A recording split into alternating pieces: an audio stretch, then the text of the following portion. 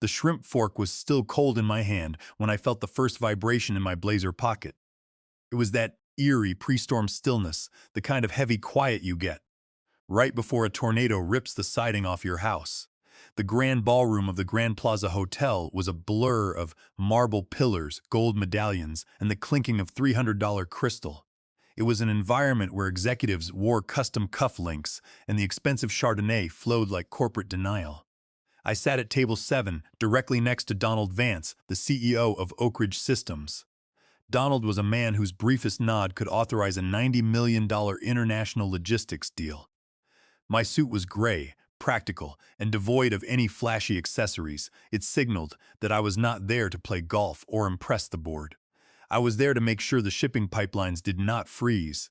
Yet, as I looked across the room, I already knew this would be my last industry gala. I was 58 years old. My name, Gerald Brooks, was not featured in the shiny marketing brochures, nor was I listed on the leadership page of Holloway Logistics. My official title was Senior Operations Liaison, which sounds about as thrilling as reading a tax manual. But my name was also the first one listed on page 42 of a 300-page federal logistics contract, right under Clause 17.4. Corporate lawyers called it an essential continuity provision. I called it my invisible ink, a safeguard that only became visible when someone was foolish enough to shine a light on it. I had been with Holloway Logistics for 12 years, joining back when the printer room still had active fax machines and employees actually made eye contact in the hallways. My job was not glamorous, but it kept the gears turning. Every Tuesday, I hosted alignment calls with Oak Ridge's procurement leads. Every Friday, I ran network redundancies like a surgeon checking for arterial blocks. For over a decade, I had been the human bridge between Oak Ridge's complex tracking servers and our own operations. But none of that mattered to Logan Cross. Logan was the new VP of Operations, hired 7 months ago to shake things up. He was 35 years old, wore expensive Italian loafers without socks, and spoke in a rapid-fire stream of tech jargon he probably memorized from trending social media posts. Logan referred to employees over 40 as legacy liabilities, which was his preferred code word for people he wanted to fire before their pensions kicked in. Logan took one look at my salary line and decided I was an expense he could easily delete. He did not bother to ask who wrote the operational protocols. He did not ask who saved the Oak Ridge account back in 2014 when our previous director misrouted 200 lithium battery containers to a scrapyard in Fresno. He just saw an older man who used bullet points instead of emojis and assumed I was overdue for a system update. The past 3 months had been a quiet, calculated campaign of erasure. First, Clara from finance was let go after 15 years of loyal service. No farewell sheet cake, no thank you email, just an empty cubicle by Monday morning. Then, Ryan from systems security was restructured out of his job. His database permissions revoked mid-shift without so much as a discussion. Soon after, my administrator privileges on the internal routing database began disappearing one tool at a time. The Friday operations review invite was deleted from my calendar, and HR stopped responding to my emails about my system access. It was the classic corporate gaslighting, a silent push to make you quit before they have to pay severance. But I did not quit. Instead, I printed the master agreement from our secure backup server. I highlighted Clause 17.4 in bright yellow, folded the page neatly, and placed it inside the Canvas portfolio. I carried to the few meetings Logan forgot to exclude me from. Tonight was the annual gala, the ultimate display of corporate self-congratulation. Donald Vance leaned toward me, asking about our regional logistics capacity for the upcoming winter quarter. I answered him clearly, quoting transit times and fuel surcharge percentages from memory. He did not need high-pitched sales pitches. He needed consistency, and for 12 years I had delivered exactly that. Meanwhile, on the other side of the ballroom, Logan stood with a group of venture capital partners, laughing too loudly and gesturing with a glass of champagne. He did not look at me once. In his mind, I was already a ghost, and ghosts do not belong at the main table. I picked at the cold veal on my plate, listening to the string quartet play in the background. I thought about Clara, who had to pack her desk in a cardboard box. I thought about Ryan, whose access was cut off. I felt a slow, cold determination settle in my chest. I was not angry, I was simply ready.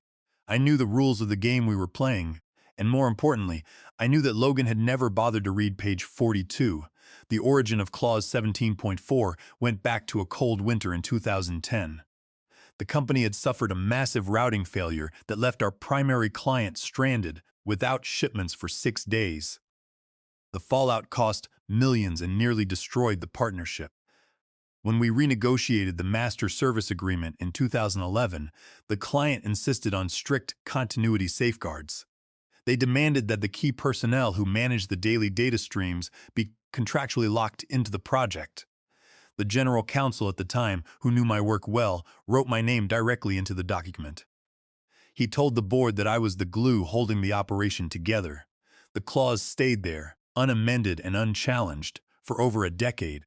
Logan, in his rush to cut costs and hit his metrics, never bothered to check the old files. He assumed every contract was a generic template that could be altered by a VP's decree. He was about to learn that some agreements are written in stone. The string quartet began playing a slower piece as the waiters cleared the dinner plates. Donald Vance took a slow sip of his bourbon, his eyes scanning the crowded ballroom before settling back on me. He remarked that the logistics industry had changed since we first met back in 2010.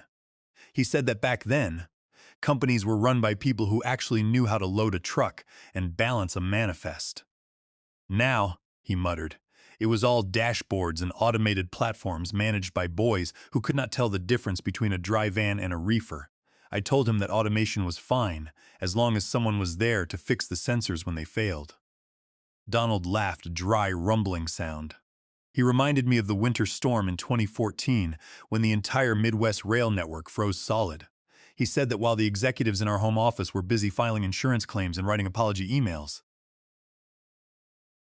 I had spent 36 hours straight rerouting 45 shipping containers through local flatbed networks, saving Oak Ridge from a $4 million shutdown penalty. He said he had not forgotten that. At our table, the conversation among the other guests was a hum of meaningless small talk. A former state representative and a junior director from Janssen Aerotech were busy debating the merits of golf courses in Florida, while the clinking of silverware on plates filled the brief gaps in their conversation. I remained quiet, focusing on the details of Donald's observations. He was a sharp man who had built Oak Ridge from the ground up, and he had zero patience for corporate incompetence. He knew that the logistics network we managed was not just about trucks and roads. It was a complex web of customs regulations, temperature-controlled storage, and strict federal compliance standards. He knew that one small error could lead to a massive backlog that would delay shipments for weeks. That was why he valued my presence at the table. He did not need a VP who could present a shiny deck on social media. He needed someone who knew where every single pallet was located in real time. I thanked him, folding my linen napkin. I looked across the room at Logan, who was now showing a slide on his tablet to a group of directors, his face illuminated by the screen's blue light. He was the picture of modern corporate efficiency, but he had no idea that the entire structure he was standing on was built on agreements he had never studied. It was exactly 8:44 p.m. when the phone in my pocket buzzed. I slid the device out and tapped the screen. The text message from Logan was brief. Pack up Monday. We are streamlining. Services are no longer required. There was no greeting. There was no explanation. It was a digital eviction notice sent during a client dinner. I stared at the screen for 3 seconds, feeling a strange sense of relief. The waiting was over. The trap had been sprung. I did not shout, nor did I show any sign of distress. I simply turned the phone slightly and laid it flat on the white tablecloth next to Donald's water glass. Donald leaned in and read the text. He did not gasp. His jaw merely tightened as he stared at the words. He slowly set his bourbon glass down, his eyes turning to steel. He asked if I remembered the exact wording of Clause 17.4 in the Master Service Agreement. I told him that I did. The clause explicitly designated me as the sole custodian of the operational data flow, stating that any termination of my services without Oak Ridge's prior written consent would constitute an immediate material breach of the contract. Donald pulled out his personal phone, a secure device with a dark gray case. He typed a message with deliberate movements of his thumbs. When he finished, he turned the screen toward me. The text was addressed to Logan. I believe you just terminated our master service agreement as well. See you in court. Donald looked at me, his eyes searching mine. He asked if I was ready for what would happen next. I looked back at him and gave a single firm nod. Donald tapped the send button. Across the room, Logan was in the middle of a sentence, gesturing toward his tablet. His phone buzzed in his breast pocket. He excused himself from the circle with a smooth smile and pulled the device out. I watched his face. The transformation was immediate. The color drained from his cheeks and his posture went rigid. He read the text once, then looked up, his eyes darting around the room until they landed on our table. Donald did not look back. He simply picked up his glass and took a slow sip. Logan did not return to his circle. He walked quickly toward the double doors of the lobby, his usual swagger replaced by a stiff, hurried stride. The empty chair at his table sat there like a monument to his arrogance. I picked up my dessert spoon and began eating the chocolate mousse. It was slightly too sweet, but tonight I did not mind. The silence that followed was not empty. It was filled with the weight of incoming consequences. Donald Vance was not a man who made empty threats. He had built Oak Ridge Systems from a small local delivery firm into a major logistics contractor with government clearance. He understood that in our business, reliability was everything. If Holloway Logistics could not respect their own agreements, they could not be trusted to handle military supply lines. Logan thought he was deleting a line item to save a few $1,000s. What he had actually done was trigger a clause that would dismantle his entire department. I finished my dessert in silence, listening to the murmurs of the other guests. The gala would continue for another hour, but for Holloway Logistics, the music had already stopped.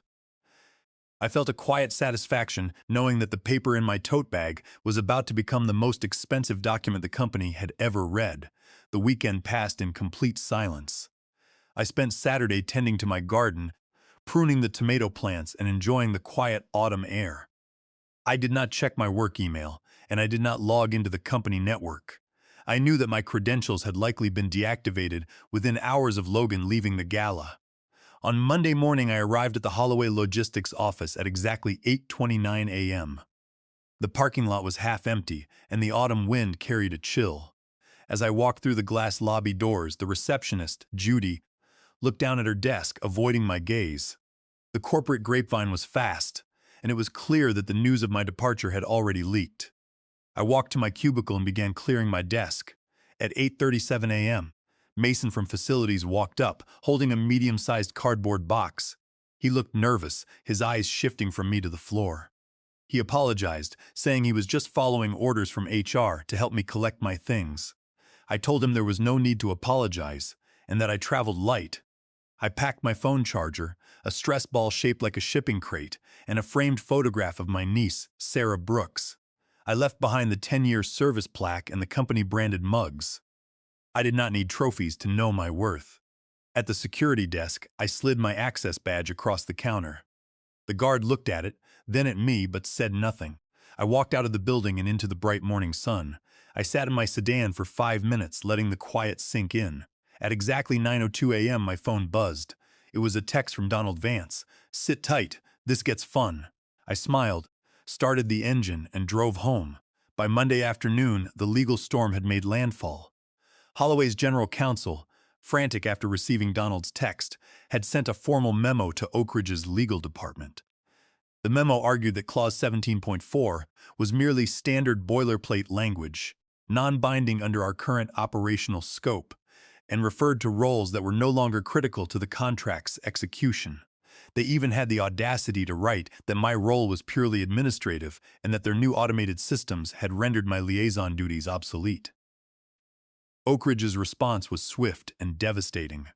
Instead of engaging in a back-and-forth email exchange, they filed a formal breach of contract lawsuit in federal court at 1 p.m. The complaint demanded $45 million in immediate damages, citing projected operational disruptions, federal compliance penalties, and the cost of halting 5 major military supply chains. The legal response from Oak Ridge's attorneys did not just rely on standard contract arguments. They pointed out that by terminating the key personnel named in Clause 17.4, Holloway had also violated the strict federal security auditing requirements. Under the terms of the contract, the operations liaison had to possess a valid Level 4 security clearance and physically verify the integrity of the data streams every 48 hours. By removing me without a qualified replacement, Holloway had effectively left the secure channel unmonitored, which was a direct violation of the federal guidelines governing military supply lines. This meant that the company was not just facing a commercial lawsuit. They were also facing a review from the Department of Defense, which could lead to the revocation of their operational licenses. But that was only the first wave of the attack.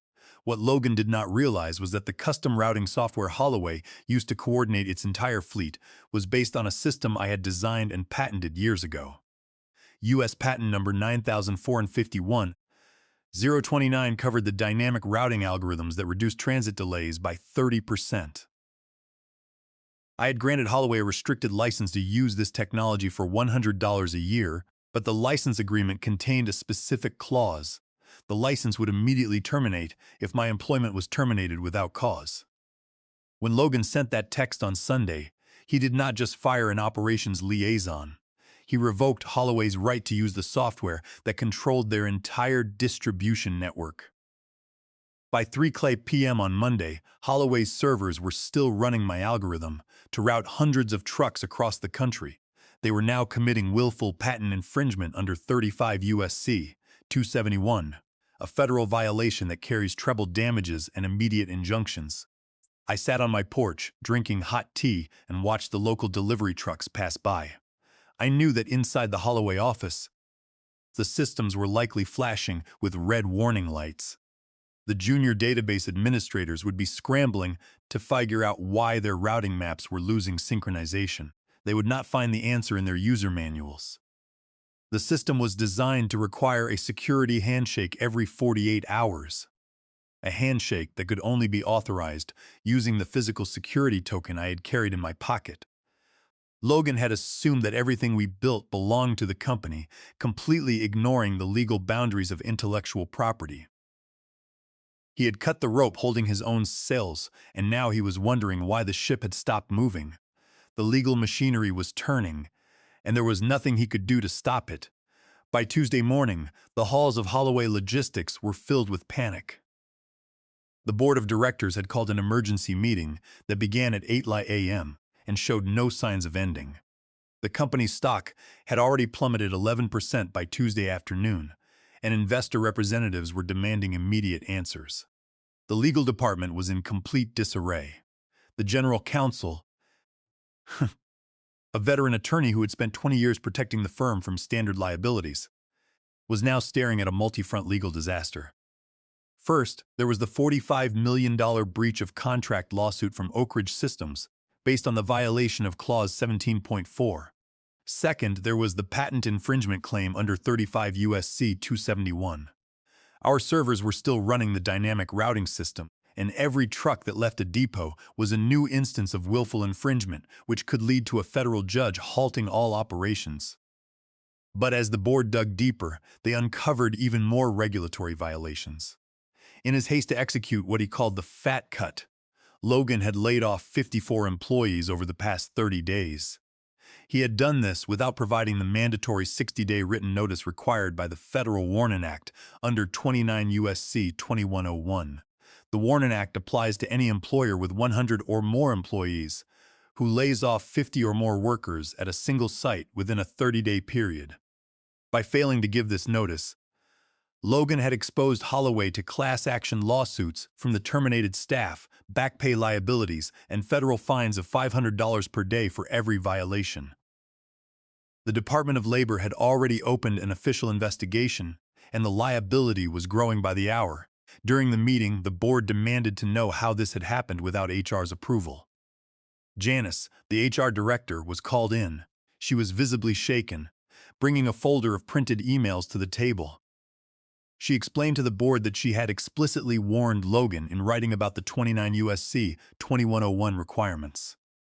She showed the emails where she wrote that laying off more than 50 people in a 30-day window without a 60-day notice would trigger massive federal penalties and class action risks.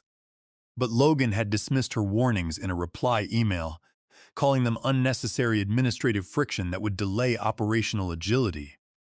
He had unilaterally ordered the IT administrator to delete the employees' active profiles overnight, bypassing HR protocols entirely. The board members stared at the printouts in disbelief. Logan's attempts to cut costs had bypassed every compliance gatekeeper in the organization. Then came the final blow. The board's internal forensic team discovered a document in the HR files titled Transition of Critical Roles Approval Form. The document was dated 3 weeks prior and bore my signature, indicating that I had agreed to hand over my duties to a junior operations analyst. The problem was, I had never seen the document, let alone signed it. A quick forensic analysis of the digital file revealed that Logan had copied my signature from an old performance review and pasted it onto the form. Under California Penal Code, Section 470, this was forgery, a criminal offense. The forensic expert hired by the board confirmed that the signature on the form matched my 2024 performance review down to the exact pixel coordinates, proving that it had been digitally extracted and copied. Because the signature was forged, the entire transition agreement was void ab initio, meaning it had no legal validity from the very beginning, leaving Logan with no defense. The board realized that Logan had acted with gross negligence and in direct breach of his fiduciary duty. He had bypassed legal review, committed forgery, and violated federal laws, all to hit his cost-cutting target of $400,000 so he could secure his personal $150,000 performance bonus. The board members were furious. During the emergency session, one director reportedly slammed a binder onto the table and shouted, "How do we accidentally fire the one man who holds the contract, owns the patent, and has his signature forged by our own VP of Operations?" Logan tried to defend his actions, claiming that he was modernizing the company and that the transition form was just a minor administrative detail. He argued that the Warren Act liabilities were manageable and that the patent claim was a bluff. But the board was not listening. They immediately placed Logan on unpaid administrative leave, deactivated his security badges, and escorted him out of the building. His corporate phone and laptop were seized for forensic analysis, and the board instructed the legal team to contact me immediately to negotiate a settlement. The junior analyst who had been assigned to replace me was also suspended pending the outcome of the forgery investigation. The entire operations department had been paralyzed in a matter of 48 hours. The spreadsheets Logan had used to justify his cost cuts were now being examined by external auditors, and the numbers did not add up. The short-term savings he had promised were nothing compared to the millions of dollars in legal liabilities he had created. I received a voicemail from the general counsel at 4:15 p.m., his voice shaking, as he asked if I would be willing to attend a private mediation session. I did not return the call. I was busy preparing my garden for the coming frost. By Wednesday afternoon, the industry press had picked up the story. The news of the $45 million lawsuit and the patent dispute was published in the logistics section of the Wall Street Journal. Holloway's stock continued its downward slide, losing a total of 18% of its value in less than 3 days. 3 of their major West Coast clients announced they were initiating immediate reviews of their service agreements, and 2 defense subcontractors canceled their contract renewals. The general counsel resigned before sunrise on Thursday, realizing his failure to supervise Logan would ruin his professional standing. Logan's career in logistics was finished. The board filed a civil lawsuit against him for breach of fiduciary duty, seeking to claw back his past compensation, while the state prosecutor began reviewing the forgery evidence under California Penal Code Section 470. On Friday morning, a courier delivered an embossed envelope to my house. Inside was a handwritten note from Donald Vance, "Lunch, my treat, just us, DV." We met at a quiet French bistro near the river, a place we had used years ago to celebrate our first successful logistics audit. Donald was sitting at a corner table drinking iced tea. He did not have a laptop or a team of lawyers with him. He was simply waiting with a thin blue folder on the table. He stood and shook my hand, noting that I looked remarkably relaxed. I told him that 5 days of sleep and 0 Slack notifications would do that for anyone. We did not discuss the lawsuit immediately. Instead, we talked about my garden, my niece Sarah's college plans, and the tracking software that Holloway was currently scrambling to replace. Once our entrees arrived, Donald pushed the blue folder toward me. He said he was offering me the position of Director of Continuity and Systems Protection at Oak Ridge Systems. The terms were clear: a base salary of $250,000, a signing bonus of $50,000, and the authority to design my own team. I reviewed the document, then pulled out my pen. I told him I had two conditions. First, I wanted the word legacy removed from my title and job description. I told him I was not a ghost to be managed or an artifact to be dusted off. Donald smiled and agreed. Second, I demanded the sole right to select and train my own successor, ensuring that no future VP could ever threaten the system's stability again. Donald nodded, saying he would have it no other way. I signed the contract and handed it back. As we finished our meal, Donald asked if I had anyone in mind for my new department. I told him that I already had the perfect candidates. My first action after taking the job was to contact Clara and Ryan. Both of them had been unfairly terminated during Logan's cost-cutting campaign. I offered Clara the role of Senior Compliance Manager and Ryan the position of Lead Systems Administrator, both with a 20% salary increase over what they had been making at Holloway. They accepted immediately, grateful to be back in a stable environment where their skills were respected rather than dismissed as legacy weights.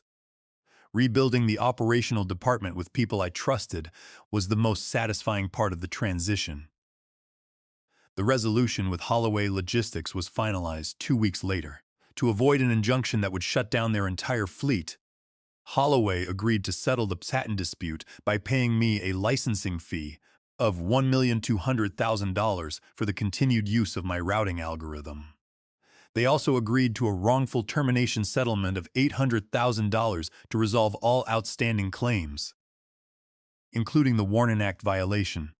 The board released a public statement admitting that the termination was an administrative error and expressing their regret. Logan's legal battles were just beginning, with both civil and criminal trials on the horizon. The junior analyst who had participated in the transition was permanently banned from the logistics sector. The company itself had to pay an additional $250,000 in Department of Labor penalties for the Warren Act violations. I spent my first week at Oak Ridge establishing a new set of system redundancies from my home office. On the wall above my monitors, I hung a framed copy of page 42, with clause 17.4 highlighted in faded yellow. It served as a simple reminder. Before you fire the person who keeps the machine running, you had better make sure you know who actually owns the keys. I was no longer an operations liaison hiding in the background. I was the designer of the new system, built on my own terms. The silence on my porch was no longer a sign of waiting. It was the quiet of a project that was running exactly as it should, without any interference from people who did not understand the technology they claimed to manage. The corporate world is full of disruptors who think they can cut their way to success. But in the end, the systems they ignore are the very ones that will bring them down.